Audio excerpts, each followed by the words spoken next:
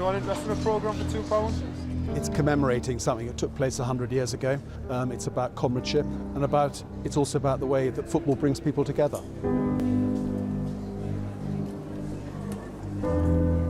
We are commemorating probably the last act of innocence of World War I before the real carnage.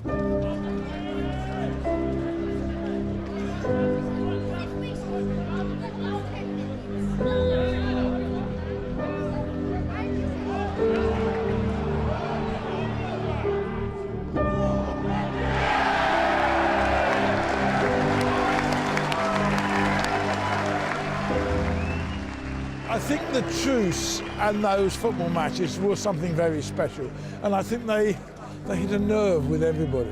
You know, the idea that the guys who were fighting each other could get out the trenches, go and have a drink, have a chat, have a fag, and have a game of football, and then go back to fighting each other is something quite special.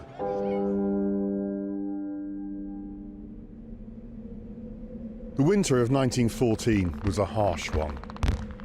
Earth stood hard as iron, water like stone. The men on opposite sides of the trenches shared these conditions, but they also shared the same Christmas traditions. It came as no surprise then when, on Christmas Eve 1914, carols started drifting out. The tune was the same. The words and their meaning were the same. Only the language was different. And the next day, the Christmas truce came to pass. Armed only with their courage and a common humanity, men met in no man's land. They shook hands, they swapped cigarettes, schnapps and whiskey. They shared photographs of wives, sweethearts, children. They buried their dead. And, inevitably, impromptu games of football broke out on the frozen ground.